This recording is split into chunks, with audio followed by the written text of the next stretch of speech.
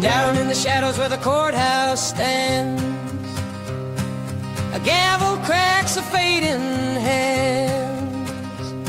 Judge Gould, they whisper with a crooked grin, played the game where justice don't win. Free Rick Allen, let him go. Chains on the innocent, don't you know? When the truth's been buried and the lies unfold, the fire in the people burns hot and cold.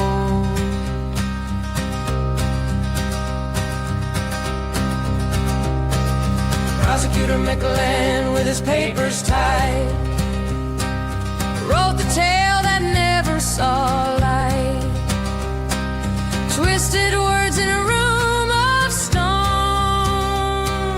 left Rick Allen to stand alone. Who will answer? Who will pay? The sun don't rise on a judgment day. Free Rick Allen, let him go. Chains on the innocent, don't you know? When the truth's been buried and the lies unfold, the fire in the people burns hot and cold. Officer Holman, eyes like frost, drunk on power, the line got lost. Lock the doors, keep him inside, for justice limps where his footsteps stride.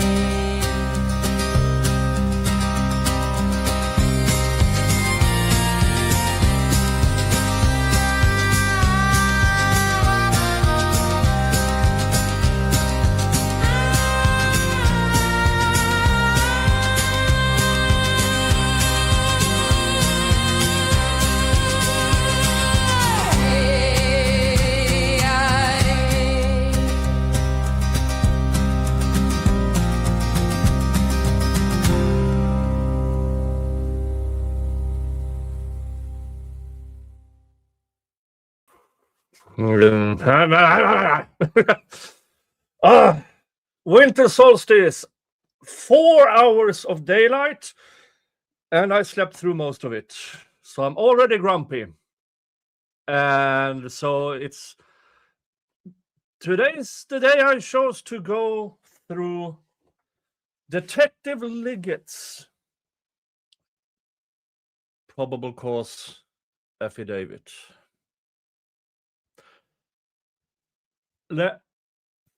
Let's just give you a forewarning. This stream will not be for the easily offended. Hello. Well, it's good that Mr. Jingles is here, so he can poke me with claws out to make me even more grumpy. But as winter solstice, this is the darkest hour, darkest day, darkest night, the longest night. And things will go up from here. It will be brighter. And don't let that fool you. This is attack mode from Mr. Jingles. He looks very cuddly. He shows his belly. And if I try to cuddle, he will damage me.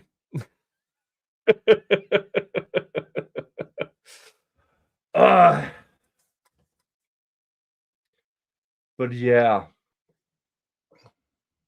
Hey, thank you. Horse welfare. Hello, Mr. Jingles. Hello, Mr. Jingles. Hello. Hello.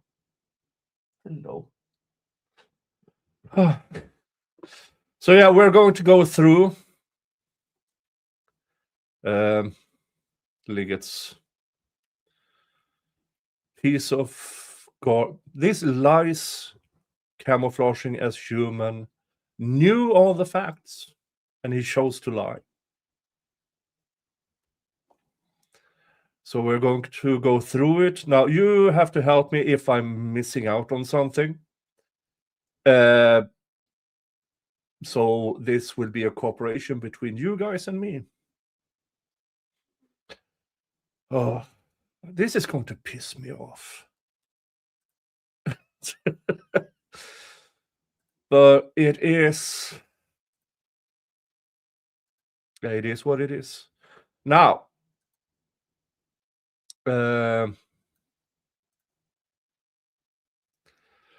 All Eyes on Delphi has done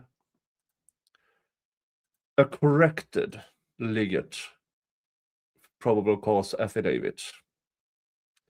And so I'll actually going to share that link. If you want to read what it should have said, if the facts were stated as they were known at the time. But we won't be reading that. That is up to All Eyes to do on the All Eyes channel. So we can give all the views and all the things that way when that happens. Ja, thank you Malin. Tjabba tjena halloj Nicke, jag önskar dig och dina en riktigt god jul. Thank you so much. She wishes me and my near a Merry Christmas. All right, I can't. I have to start reading this pile of garbage. All right, strap in. State of Indiana, County of Carroll versus Richard M. Allen. Probable cause affidavit filed October 28th, 2022. Detective Liggett. I, the undersigned affiant, submit the following information pursuant to Indiana whatevers as a sworn affidavit setting forth the facts and circumstances known to law enforcement of Carroll County as the basis for probable cause to arrest without a warrant or to establish probable cause for issuance of an arrest warrant for the above named defendant. Yeah. Liggett here. Now this is what usually is written, but this is as Sluthy says, 2 days after they arrested Rick. So already there. This wasn't filed until after. And he starts out with lying. He's setting forth the fact and circumstances known to law enforcement as basis. And already here, he knows he doesn't. Because he's a lying sack of shit. That the facts and circumstances described below would be sufficient basis for a person of reasonable caution and prudence to believe that the accused has committed or attempted to commit the offenses described, and that if arrested without a warrant, such would be authorized under IC 353311. That the hearsay statement witnesses contained herein are considered reliable and credible due to the witness' personal knowledge and or are corroborated by the totality of the circumstances. And we know that's another lie. We know that now. There's nothing to... it's not even an argument anymore. Now, Andrea went through the appeals brief yesterday. So thanks to her, her description and summation. I assume you all watched it. If you didn't, go watch it after this stream.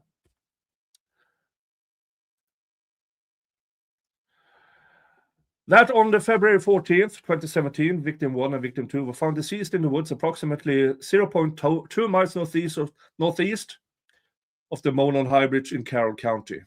Their bodies was located on the north side of the Deer Creek.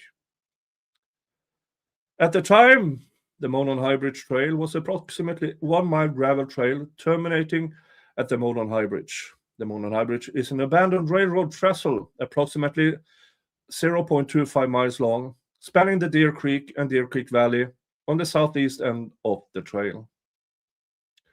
Approximately 0.7 miles northwest on the trail from the northwestern edge of the Monon High Bridge is the Freedom Bridge, which is a pedestrian bridge spanning State Road 25.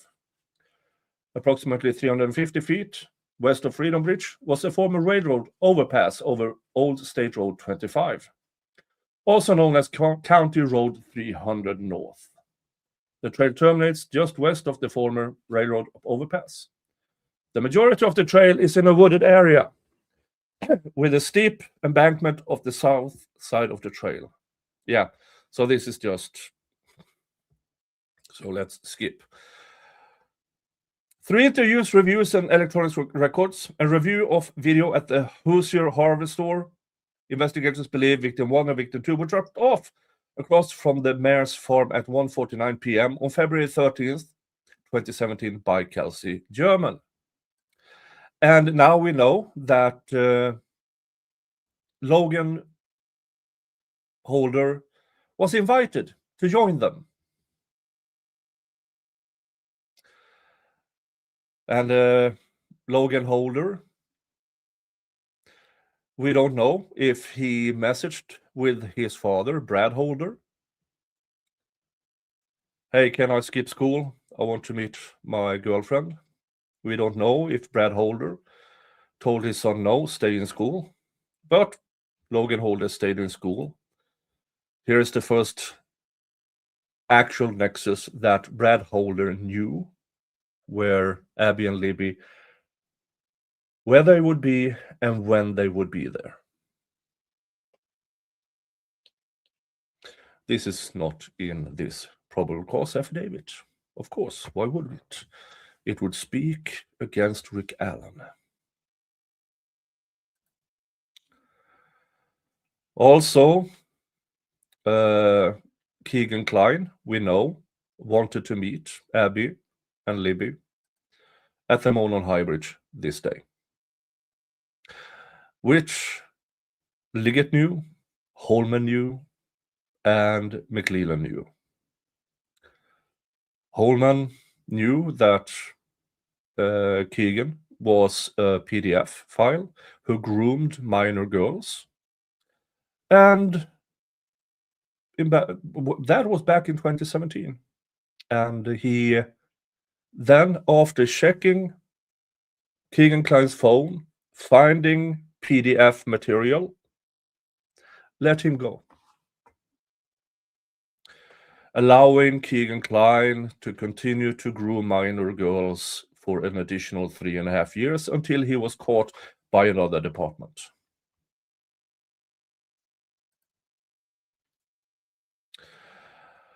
A video from victim 2's phone shows that 2:13 p.m. victim 1 and victim 2 encountered a male subject on the southeast portion of the Monon High Bridge. The male ordered the girls, guys, down the hill. No. This was before this, which we now know since we found out through the 43-second video, is that we did see a person behind 20 yards, maybe 30 yards, it's hard to say. We heard one of the girls saying, "This is where we go down."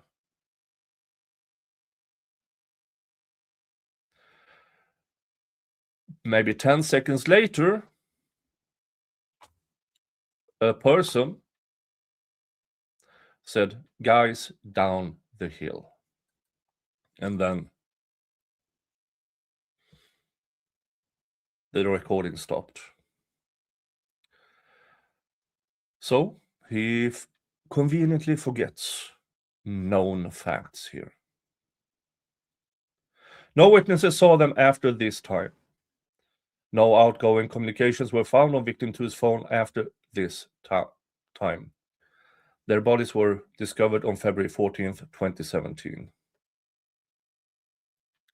The video recovered from victim 2's phone shows victim 1 walking southeast on the Monon High Bridge with a male subject wearing a dark jacket and jeans walks behind her. As the male subject approaches victim 1 and victim 2, one of the victims mentions gun. This is a lie. This is an outrageous lie. Because now we all have seen the 43-second video, and we now know that the word gun was never mentioned in that video. Never. Never, you lying sack of shit. But you had to put something in there because of the bullet or the casing, the cartridge you later found. So you had to have a nexus for yourself. So you made claims that the video contained the word gun to make that an issue. Because you're a lying sack of shit who should be buried under a prison. Near the end of the video, a male is seen and heard telling the guys down the hill. The girls then begin to proceed down the hill and the video ends. The still photographs taken from the video and the guys down the hill audio was subsequently released to the public to assist investigators in identifying the male. Not a single tip for 5.5 years mentions Rick Allen. Rick Allen, an employee at CVS who met people who saw him on a daily basis, heard his voice. Not a single person phoned in and said, "Hey, I think it's Rick." Contrary to that, dozens, if not hundreds of tips pointed towards Brad Holder, who we now know at best had a shaky alibi.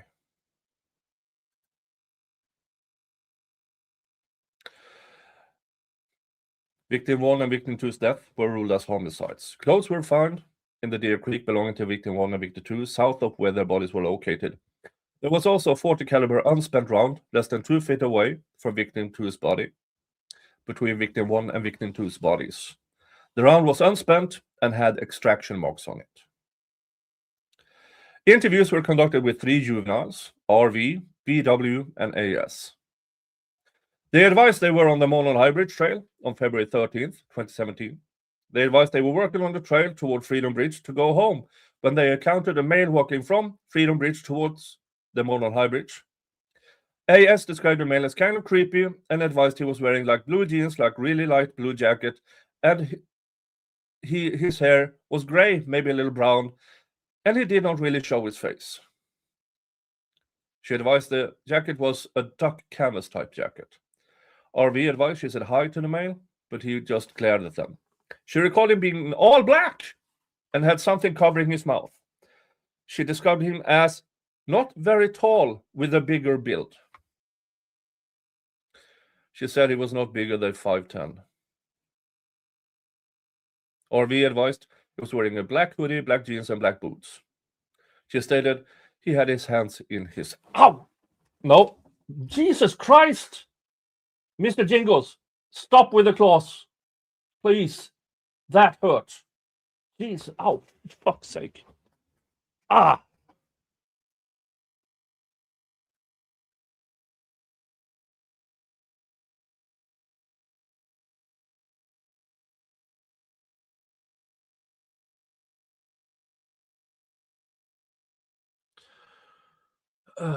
Sorry, I had to curse out loud. Jesus fucking Christ, that hurt.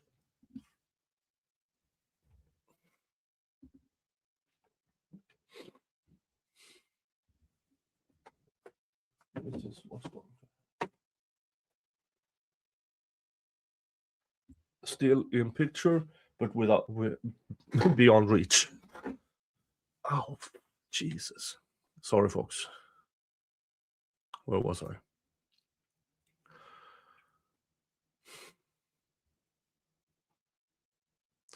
Here's the not very tall with a bigger build.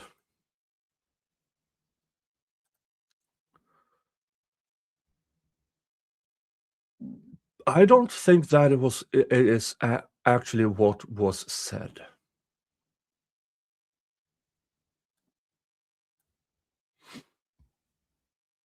I really don't think that was actually said. But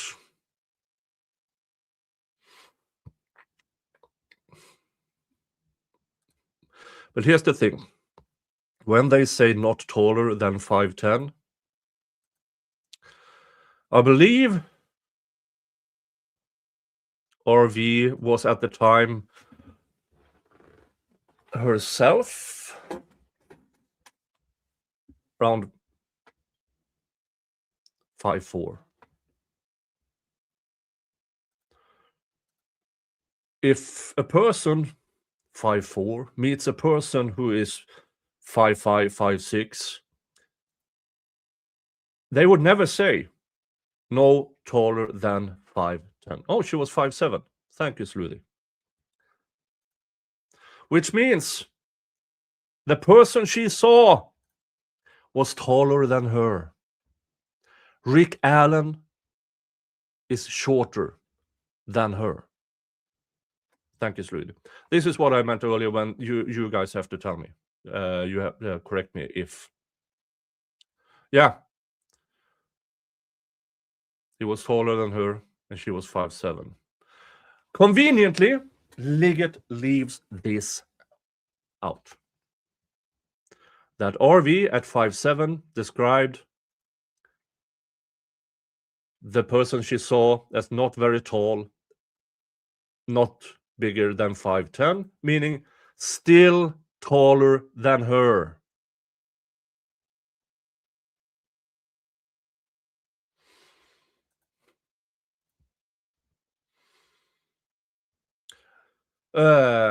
BV showed investigators photographs she took on her phone while she was on the trail that day. The photographs included a photo of the Monon High Bridge taken at 12:43 p.m. and another one taken at 1:26. BW advised that after she took the photo of the bench, they started walking back toward Freedom Bridge.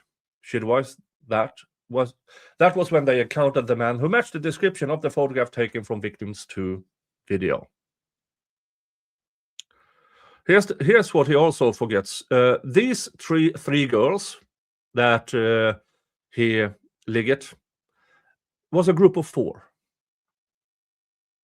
But they never interviewed the 4th girl, who was deemed to be too young. Rick Allen said that he saw 3 girls.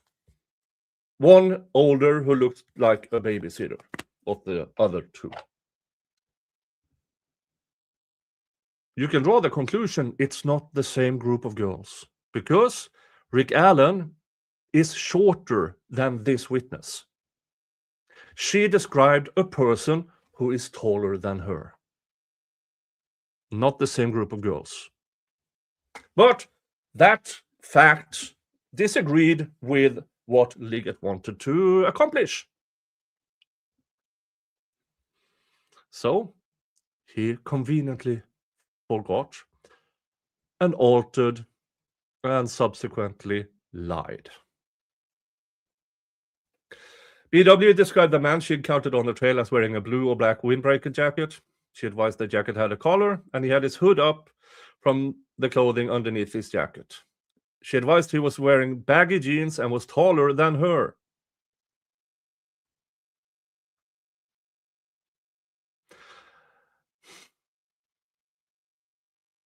Isn't that strange? She advised RV said hi to the man and that he said nothing back. She stated he was walking with a purpose, like he knew where he was going. She stated he had his hand in his pockets and kept his head down. She advised she did not get a good look at his face, but believed him to be a white male. The girls advised after encountering the male, they continued their walk across Freedom Bridge and the old railroad bridge over Old State 25. Investigators spoke with Betsy Blair, who advised she was on the trails on February 13th, 2017.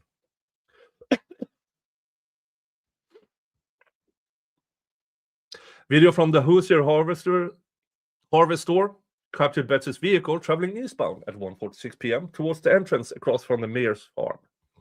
Betsy advised she saw 4 juvenile females walking on the bridge over Old State Road 25 as she was driving underneath on her way to park. Betsy advised there were no other cars parked across from the mayor's farm when she parked. She advised she walked to the Monon High Bridge and observed a male matching the one from victim 2's video. Really? Well, this is probably correct. She described the male she saw as white male wearing blue jeans and a blue jean jacket. She advised he was standing on the first platform of the Monon High Bridge, approximately 50 feet from her. She advised she turned around at the bridge and continued her walk. She advised approximately halfway between the bridge and the parking area across the mayor's farm, she passed 2 girls walking toward Monon High Bridge. Mr. Liggett, didn't Betsy Blair describe this person a bit more thoroughly? Didn't she? Didn't she describe him as in his 20s, young looking? Didn't she, after this affidavit,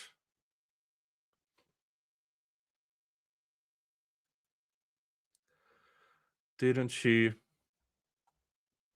describe the man with poofy hair, normal built,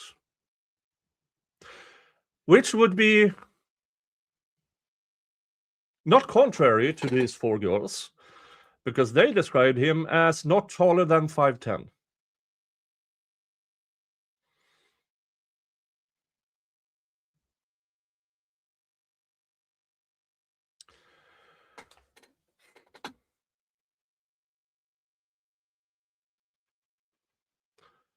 She advised she believed the girls were victim 1 and victim 2. Video from the Hoosier Harvester shores at 1:49, a white car matching Kelsey German's vehicle traveling away from the entrance across from the mayor's farm. Betsy advised she finished her walk and saw no other adults other than the male on the bridge. Her vehicle is seen on Hoosier Harvester store at 2:14 p.m., leaving westbound from the trails. Betsy advised when she was leaving, she noted a vehicle was parked in an odd manner at the old Child Protective Services building. She said it was not odd for vehicles to be parked there, but she noticed it was odd because of the manner it was parked backed in near the building.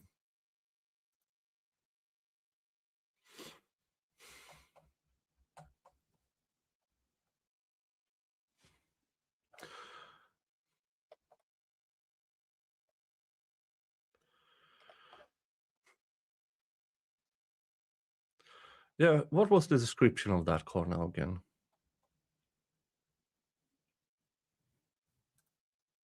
Liggett?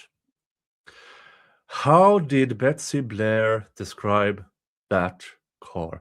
Didn't she describe that car as like a 1965 Comet?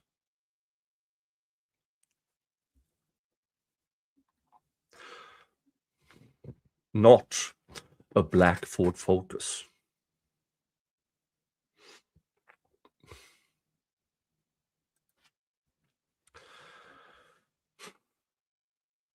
So that the parking was not really the most prominent thing she described it as. Liggett. But you kind of forgot to say that in this probable cause affidavit.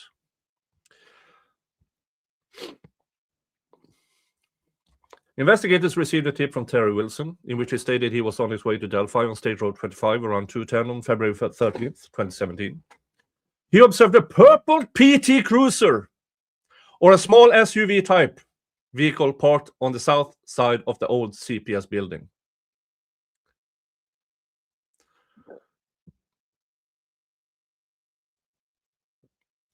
Folks, You do not mistake a PT Cruiser for anything else than a PT Cruiser.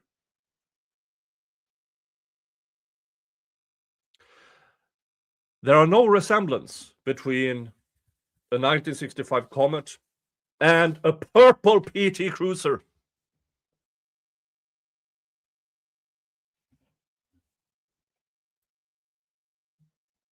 He stated it appeared as though it was backed in as to conceal the license plate of the vehicle. Betsy and Terry both drew diagrams of where they saw the vehicle parked, and the diagrams generally matched as to the area the vehicle was parked and the manner in which it was parked. Yeah, but they described two completely different cars, you fucktard. But you didn't say that because it didn't fit the narrative you were conveying to the judge.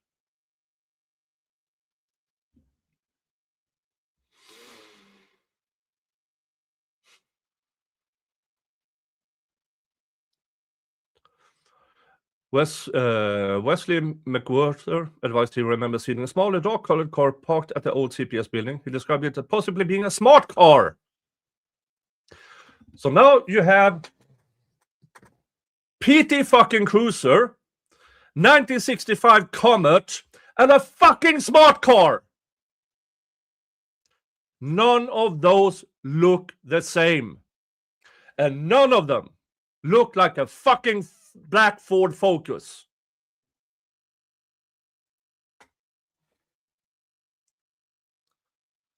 McWhorter's vehicle is seen leaving at 2:28 p.m. on the Hoosier Harvester's video. Investigators spoke with Sarah Carbaugh, who stated that she was traveling east on 300 North on February 13th, 2022, and observed a male subject walking west on the north side of 300 North, away from the Monon High Bridge. Sarah advised that the male subject was wearing a blue-colored jacket and blue jeans and was muddy and bloody. You fucking liar. That was not what Sarah Carbaugh said at the time. She only described him as muddy. You added the bloody because it fitted your narrative. And Sarah Carbaugh, her story evolved over time. Probably to make herself more interesting. Do I believe Sarah Carbaugh saw a man that day? I don't even know if she actually was there. Because according 4 fucking p.m., a person muddy and everything on the fucking what is it? On the 300 North at 4 p.m. and not one other person saw that.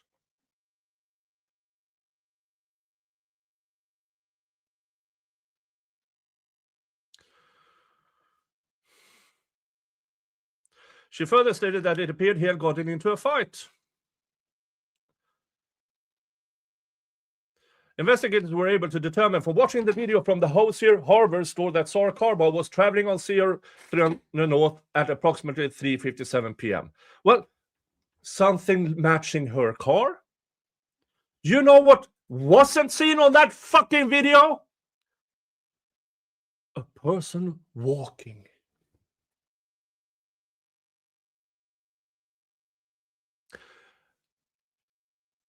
To my knowledge, they never asked folks, we need more people who drove down that road at 4 p.m.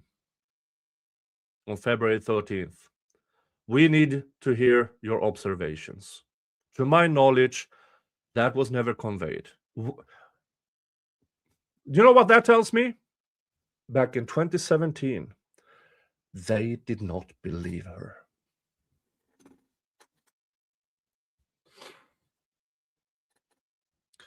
Through interviews, electronic data, photographs, and video from the Hoosier Harvester store, investigators determined that there were other people on the trail that day after 2:13 p.m. Those people were interviewed, and none of those individuals encountered the male subject referenced above. Oh, I should just have continued to read. So all this, those people interviewed, and none of those individuals encountered the main subject reference above, witnessed by the juvenile girls Betsy Blair and Sarah Carbaugh. First of all, it's because these three girls, which was a group of 4 girls, and Betsy, they probably saw the same person. The Sarah Carbaugh person, the person she claimed she saw, probably didn't exist. So,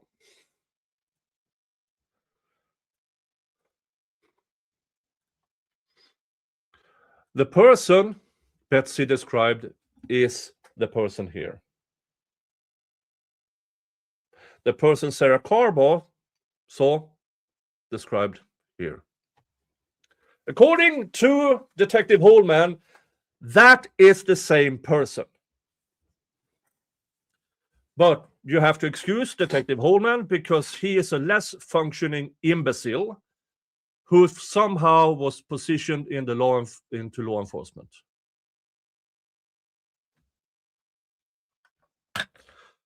Which tells us that person probably exists. That person is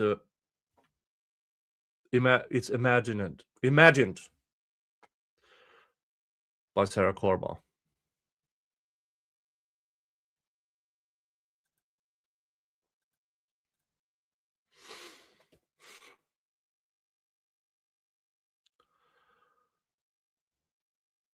Investigators reviewing prior tips encountered a tip narrative from an officer who interviewed Rickard Allen in 2017. The narrative stated, Mr. Allen was on the trail between 1:30 and 3:30. I don't think that is correct. He parked at the old farm bureau building and walked to the new Freedom Bridge. While at the Freedom Bridge, he saw 3 females. He noted one was taller and had brown or black hair. He did not remember the description, nor did he speak with them. He walked from the Freedom Bridge to the High Bridge. He did not see anybody, although he stated he was watching a stock ticker on his phone as he walked. He stated there were vehicles parked at the High Bridge trailhead, however, did not pay attention to them. He did not take any photos or videos. His cell phone did not list an EMEI, but he did have the following.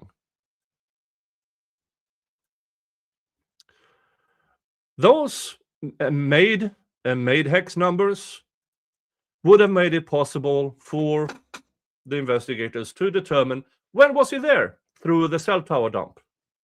Now, we know that the cell tower dump and the geofencing was never allowed. You can bet your last sock that if Rick Allen's phone was there at the time they claim the girls were killed, that piece of evidence would have been plastered everywhere.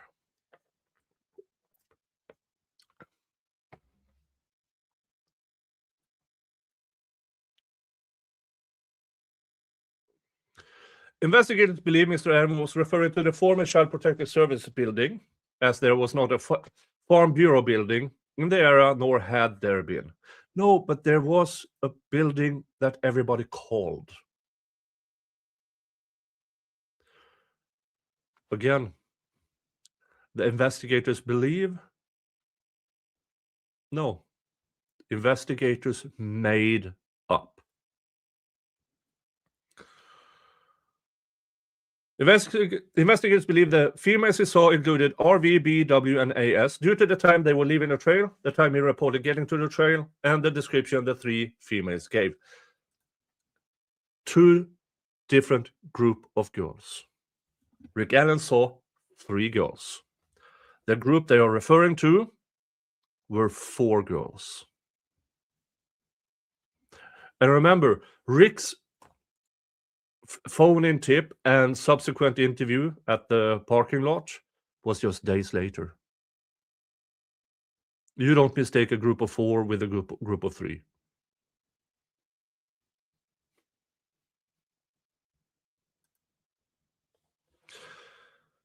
Investigators discovered Richard Allen owned two vehicles in 2017, a 2016 black Ford Focus and a 2006 gray Ford 500. Yeah, none of them look like a Peter Cruiser, none of them look like a 1965 Comet, and none of them look like a fucking smart car. Investigators observed a vehicle that resembled Allen's 2016 Ford Focus on the Hoosier Harvest Store video at 127 traveling westbound on 300 North in front of the Hoosier Harvest Store, which coincided with his statement that he arrived around 1:30 p.m. at the trails. If that is actually correct.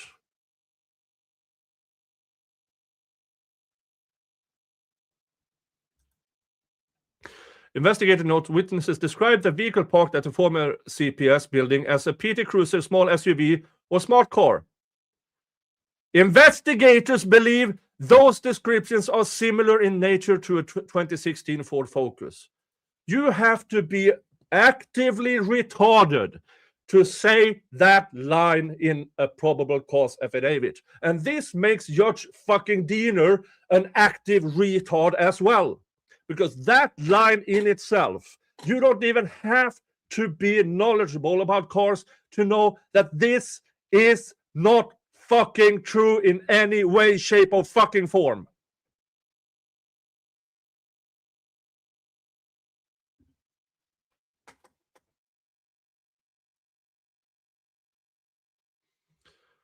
Peter Cruiser, small SUV, or smart car. And conveniently, he forgets to say that the fourth description was of a 1965 Comet.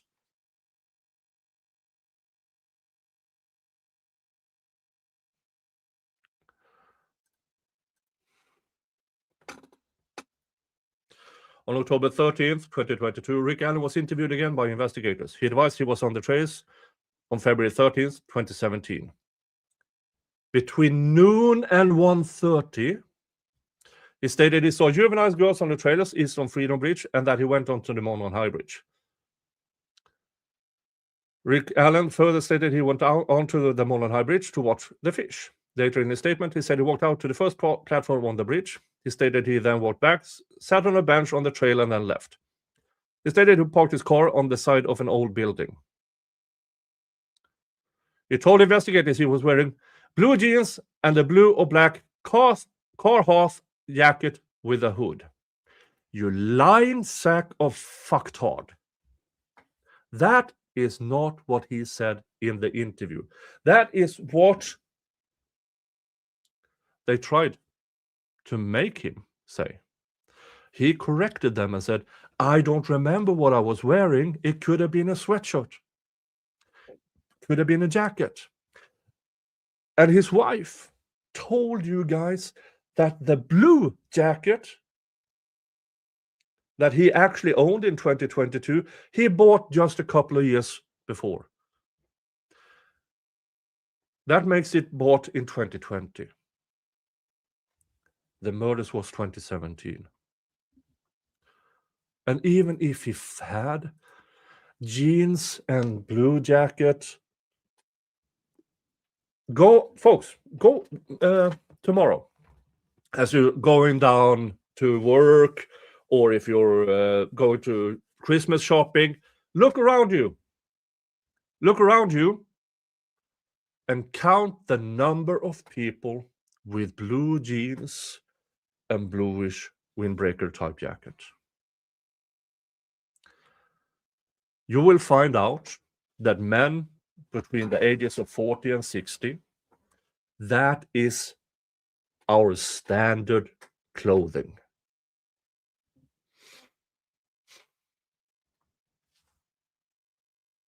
And as it turns out, there's not a single piece of evidence saying that Rick Allen owned that jacket, a blue Carhartt jacket back in 2017.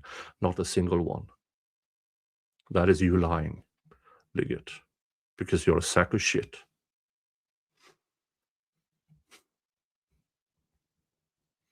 He advised he may have been wearing some type of head covering as well. No. He was asked, and he said, Well, he has a skull cap that would have been in his pocket. So again, Liggett, you're lying.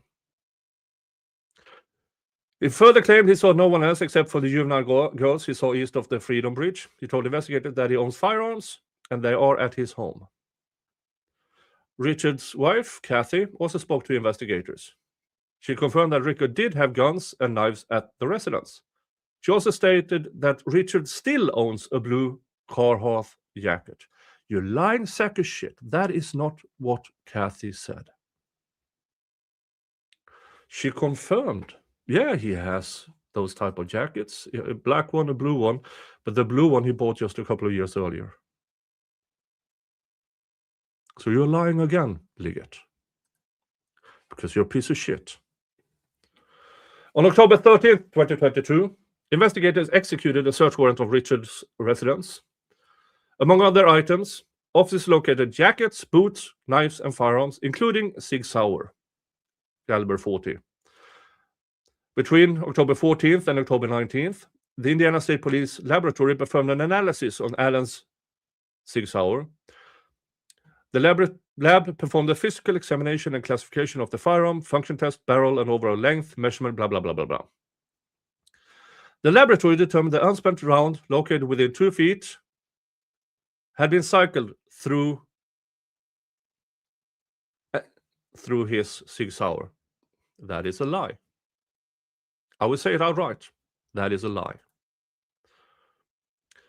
The lab remarked an identification opinion is reached when the evidence exhibits an agreement of class characteristics and sufficient agreement of individual marks. Sufficient agreement is related to the significant application of random striated impressed marks as evidenced by the correspondence of a pattern or combination of patterns of surface contours.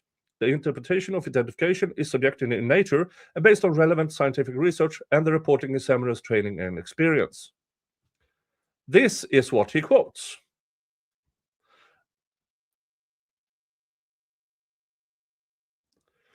He doesn't quote what their findings actually was. That this Oberg person could, when she cycled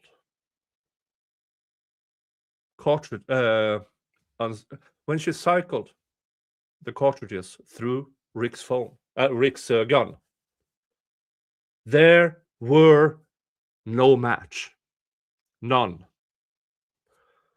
She then fired 4 rounds out of Rick's gun, then compared with the unspent found at the scene. Then she determined, I believe at the time, she stated that some of the markings were a match. Folks, first of all, Miss Oberg, you should not be working in law enforcement. You should not be a lab person. You should not fucking talk for the rest of your life. You can, even when you match comparably unspent with unspent, even there we have a problem because this is not according to the scientific method with blind testing. You have a known bullet, you have a gun, and then you're told, can you match this? Already there, we have a problem. Because you don't blind test. You don't, had she fired, boom, boom, 1, 2, 3, 4. Okay. Now mixing 20 others. Shot through other Sig Sauers. Caliber 40s. Now you have to identify exactly which 4, and the person who's actually scrambling the fired bullets can choose to remove, keep all 4, 3, 2, 1, or just blind test and remove all of them just to see if she misidentifies any. That is blind testing. Oberg didn't. And she didn't compare unspent with unspent. When she did, she found it was no match. That is when her comparison, her testing should have ended. We don't know what was said. All we know is that for some fucked up reason, this unethical, immoral piece of garbage decided, well, maybe if I shoot, I will find a match. That makes this into the clear territory of confirmation bias. I have a video with me talking about this match that she claims. There's 4 pictures. She claims all of them are more or less a perfect match. Now, I'm not an expert in that field because it's not a field to be expert in, because it's a scam. It's a shit science. Looking at those 4 compared to the bullet found at the scene, there was one that maybe had a resemblance. And I wouldn't take that at face value as well, because you could see the comparison was different resolutions.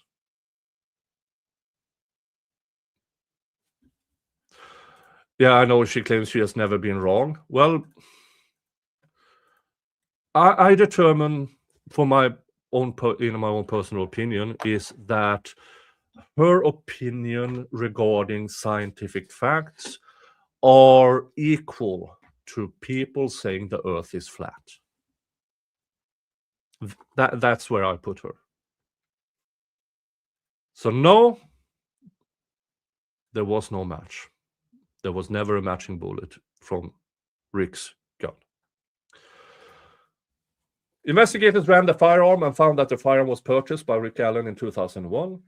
Rick Allen voluntarily came to Indiana State Police Post on October 26. He spoke with the investigators and stated he never allowed anyone to use or borrow his firearm. When asked about the unspent bullet, he did not have an explanation of why the bullet was found between the bodies. That's not what he said, was it? He clearly stated, I was not there. I did not kill the girls. That's not my bullet. If you claim that is my bullet, I have no idea how it got there. So saying that he had no explanation, another lie. Another lie. He again admitted that he was on the trail but denied knowing victim 1 and victim 2 and denied any involvement in their murders. Carroll County Sheriff Department Detective Tony Liggett has been part of the investigation since it started in 2017. You can't. He has had an opportunity to review and examine the evidence gathered in this investigation. Detective Liggett, along with other investigators, believe the evidence gathered shows that Rick Allen is the main subject seen on the video from victim 2's phone who forced the victims down the hill. Further, that the victims were forced down the hill by Rick Allen and led to the location where they were murdered. Yeah, these fucktards say that Rick Allen, at 5'6", managed to control 2 girls, one of them 5'6", and barely a whisper over 90 pounds, through a spring flood stream. Ice cold. At least 3 feet of water.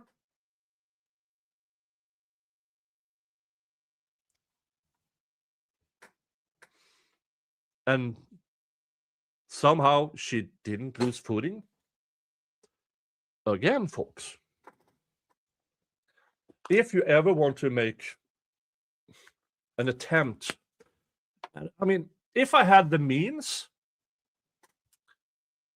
I would hire a girl at 5'6", 90 pounds, and have her in February walk through that stream, 3 feet high, a spring flood.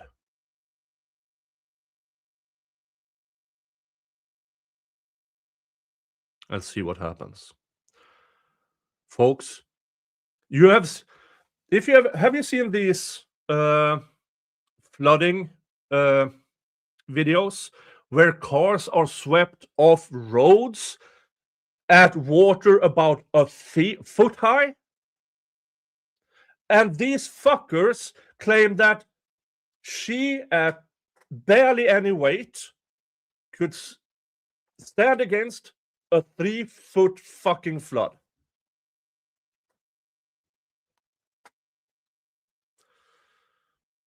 Alan is 5'4". Yeah, here's the problem with 5'4" now, is that the appeals attorneys wrote in their appeal that he is 5'6".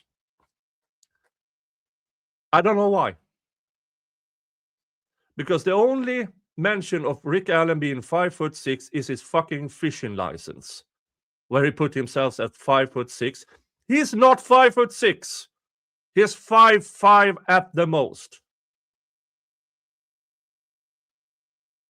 I don't know why the appeals attorneys put him at 5'6". I have no idea.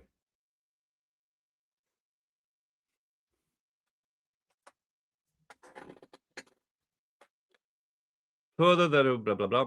Through the statement and photographs of the juvenile females and the statement of Betsy Blair, RV, BV, and AS were at the southeast end of the trail at 12:43 p.m., east of Freedom Bridge at 1:26 p.m., and walked across the former railroad overpass over Old State Road 25 after 1:26 p.m. and before 1:46 p.m. They walked the entirety of the trail and observed only one person, an adult male. Betsy Blair's vehicle is seen on the Hoosier Harvest Store video at 1:46 p.m. and leaving 2:14 p.m. And she stated she only saw one adult male. Yeah. One adult male. The one here. That is who she saw.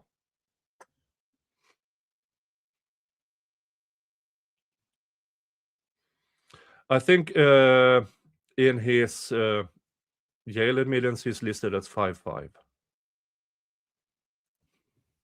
So I have no idea why the appeals attorneys wrote him down at 5'6".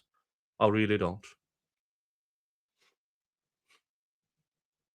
Which at 5'6" still makes him shorter than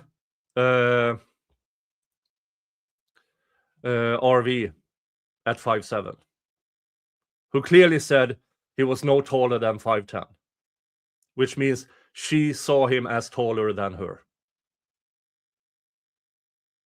The prison intake put him at 6'4". I know, but yeah, Rick Allen is so short that people take notice of it. That is his Rick Allen's primary feature. If you just walked by him, is he's short.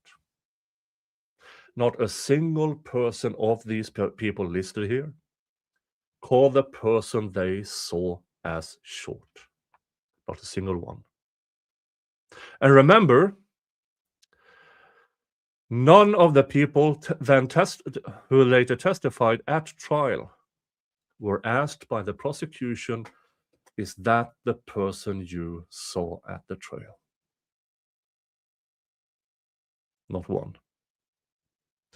To this day, not one person has made a positive ID of Rick Allen as the person they saw at the trail that day. Not one.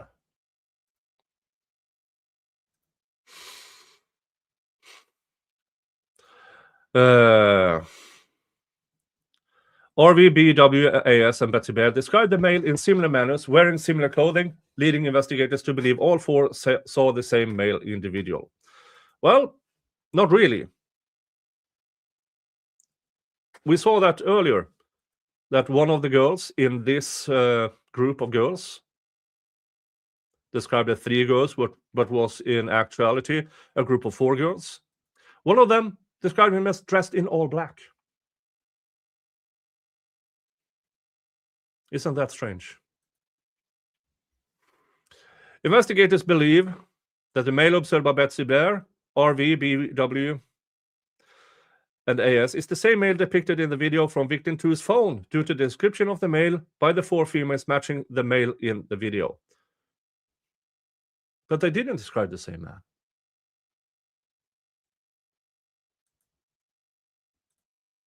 Again, Betsy Blair described this man, not that man.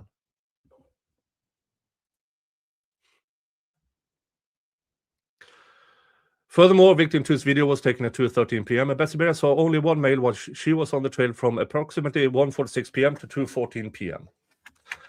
Yeah, but she was on the trail at she left at 2:14 p.m., meaning she walked away from there at least 10 minutes before.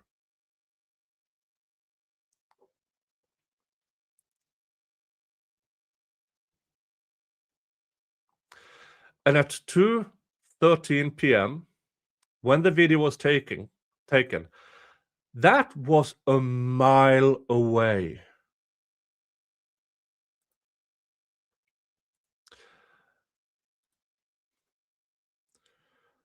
Investigators believe Rick Allen was the man seen by Betsy Blair, blah, blah, blah.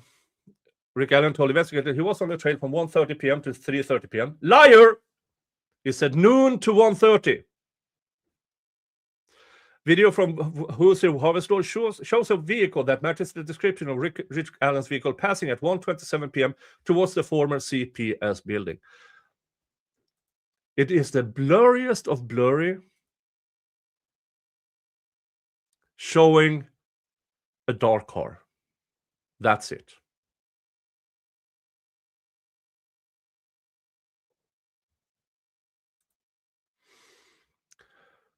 The clothing he told investigators he was wearing matched the clothing of the male in victim 2's video. False! Liar! Shit! Cunt!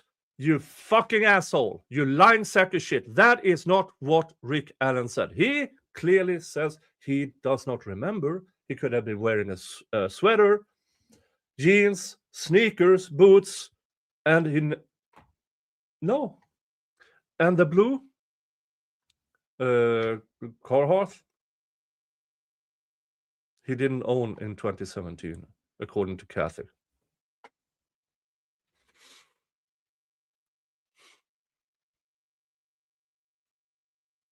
A vehicle matching the description of his 2016 Ford Focus is seen at or around 2:10, 2:14, and 2:28 p.m. at the former CPS building. No, because the descriptions are of a fucking PT Cruiser, purple. How the fuck do you mistake a purple PT Cruiser for a black Ford Focus? Another car was a 1965 Comet. Cannot in any way, shape, or form be mistaken for a Ford Focus. And a smart car? No. You lying sack of shit. Through his own admission, Rick Allen walked the trails and eventually hiked to the Monon High Bridge and walked out onto the Monon High Bridge. A male subject matching Rick Allen's description was not seen on the trail after 2:13 p.m. The person they saw didn't match Rick Allen either. Again, that is the only description. That is not Rick Allen. No matter how much Jerry Holman claims that these are the same person, you need to be a less functioning imbecile to make that determination.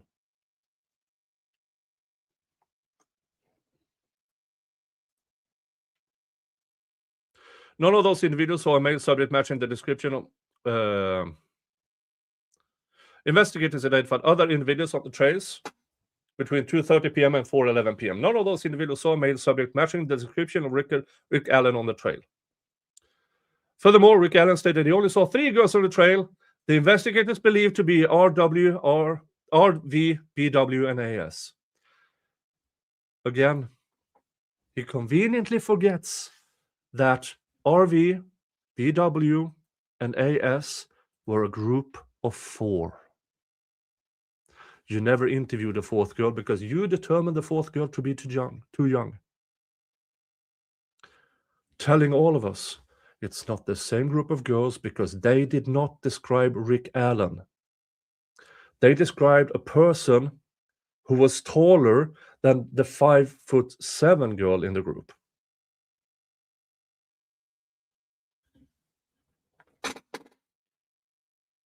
Investigators believe Rick Allen was not seen on the trail after 2:13 p.m. because he was in the woods with victim 1 and victim 2. An unspent .40 caliber round between the girls' bodies was forensically determined to have been cycled through Rick Allen's Sig Sauer model P226. No. No. Now, that you might believe, but even as an experienced investigators, when the moment Oberg told you, it wasn't a match by just cycling it, but it was a match when I fired it. That would, if you are an investigator who wants to solve a crime, you would tell that Marianne Oberg to go fuck herself and never use that fraud again.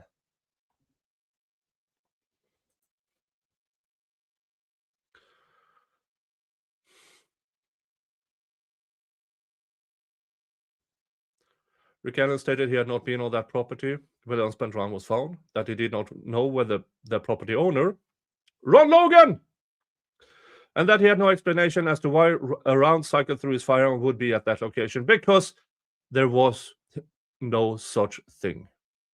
The round was not from his gun. And remember, folks, way back in 2017, Brad Holder admitted to you guys that he had a .40 caliber gun and knives, and you never drove back to his place to check, oh, hand it over. Oh, let's check the knives for residue. Nothing. Probably because this is another video I made. At that time, I believe that Brad Holder was a qualified informant. Because at that time, FBI investigated domestic terrorism in form of white supremacy groups. And Brad Holder was a part, or tried to be a part, of the Vinlanders, a known white supremacy diaper Nazi group posing as Aesir.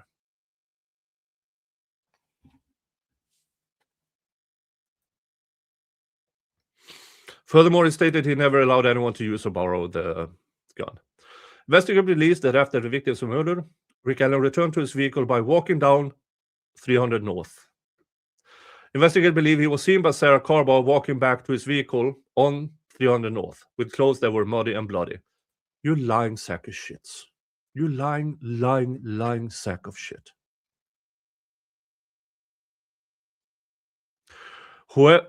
First of all, I don't believe Sarah Carbar saw anything. She just wanted to be interesting. So she made shit up. Why? Because,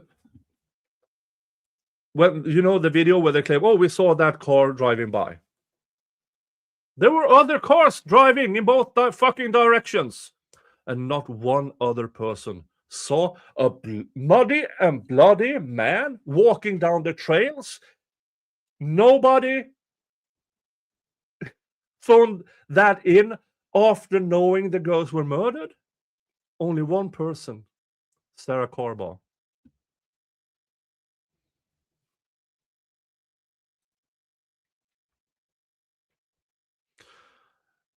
And Sarah Carbar back in 2017 did not describe it as muddy and bloody. She only described it as muddy. She then changed the story to probably to fit Liggett's narrative. To muddy and bloody. Tony Liggett, along with the investigators, believe the statements made by the witnesses because statements corroborate the timeline of the death of the two victims, as well as coincide with the admissions made by Rick Allen. Further, the accounts relayed by Betsy Blair, RV, BW, and AS are similar in nature, and timestamps of photographs taken by BW correspond to the time the juvenile female said they were on the trail and saw male individual. Again, that person who looks nothing like Rick Allen.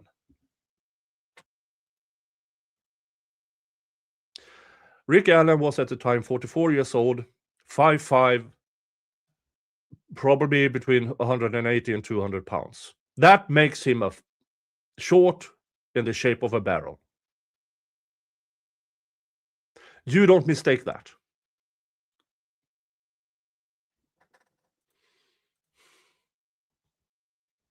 Investigators believe Richard committed this kidnapping, which resulted in the killing. From their prior conclusion, investigators believe Rick Allen was the male depicted in victim 2's video saying "guys down the hill." They believe Rick Allen was carrying his 6 Sauer on that day due to the cycle round matching that firearm never matched. They further believe blah, blah, blah, blah, blah.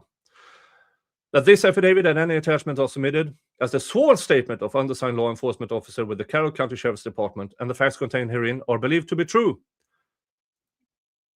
This is Liggett lying under oath. He has the facts in front of him and he chooses to remove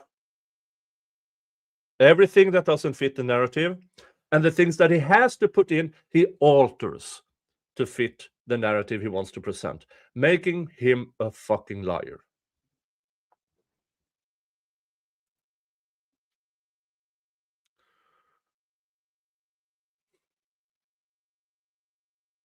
So this is the affidavit of Tony Liggett. Liar, liar, liar.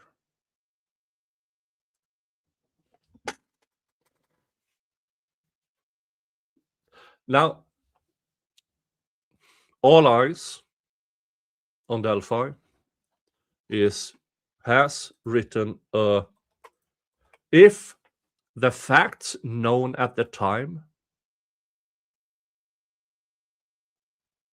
she has written what the affidavit should have looked like. The link is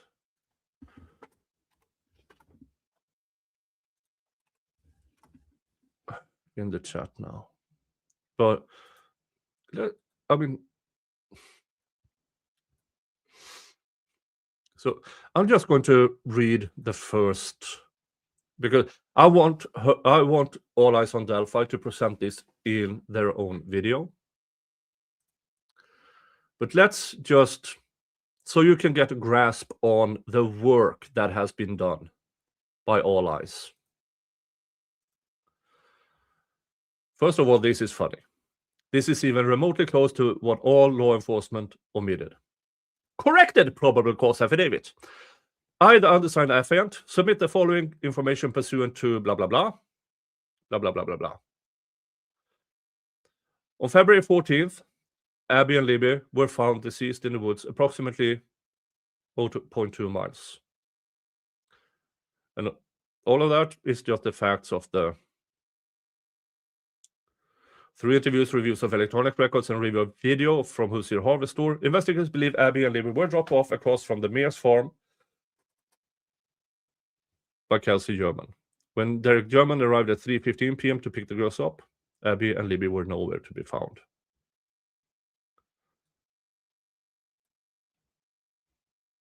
At 1:43 p.m., Liberty uploaded a photo to Snapchat showing the girls in the car on the way to the trail. At 2:05 p.m., Liberty uploaded a photo to Snapchat showing an empty Monon High Bridge in front of her and Abigail. At 2:07 p.m., Liberty uploaded a photo to Snapchat showing an empty Monon High Bridge behind her and Abigail. Yeah, this photo here, let's see if I can make it a bit bigger, is by Kelsey German, described as, "Oh, they were all cheers and happy in the car." Okay. This is posted to Snapchat at 2:05 p.m. This is posted at 2:07 p.m. No witnesses saw Abby and Libby after this time. No outgoing communications were found on Libby's phone after this time. An extraction conducted of Libby's phone on February 15th showed that her device continued logging movement until 2:32 p.m.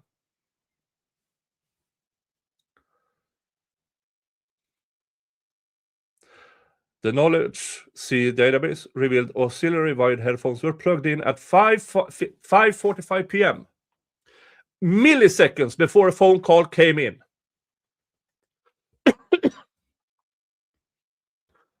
The Knowledge C database revealed auxiliary wired headphones were unplugged at 10:32 p.m.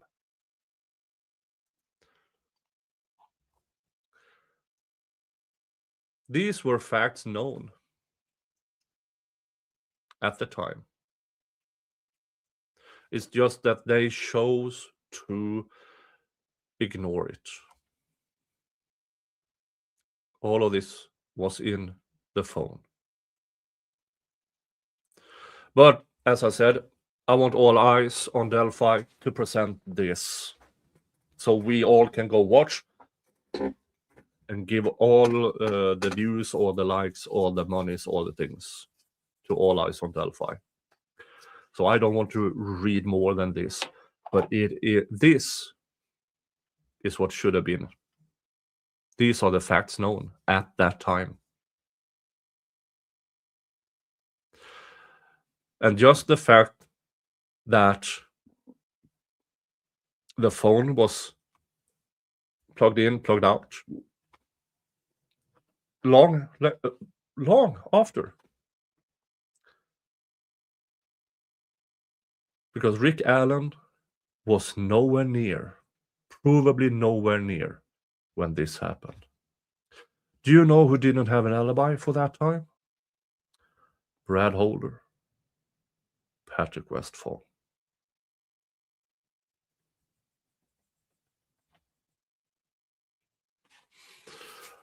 All right, folks. That is what I had for you. Liggett's lying affidavit.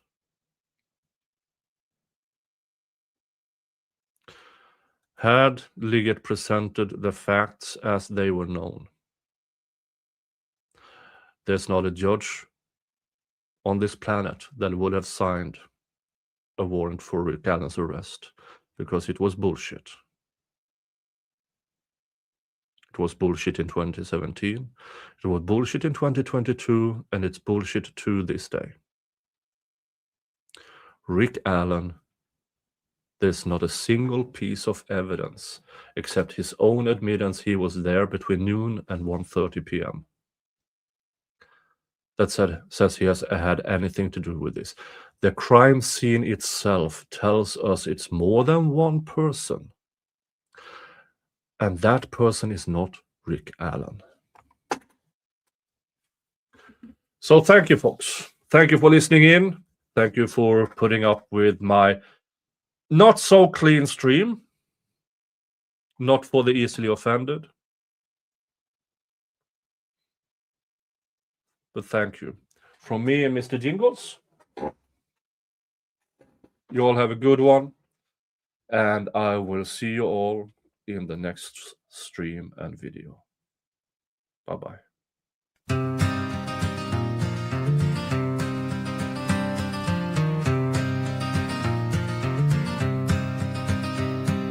Down in the shadows where the courthouse stands, a gavel cracks a fading hands. Judge Gould, they whisper with a crooked grin, played the game where justice don't win.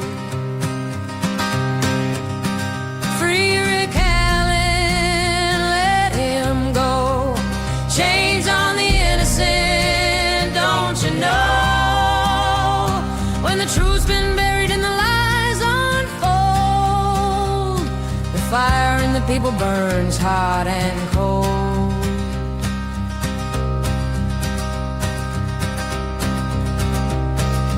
Prosecutor McLean with his papers tied wrote the tale that never saw light. Twisted words in a room of stone, left Rick Allen to stand alone. Who will answer? Who will pay? The sun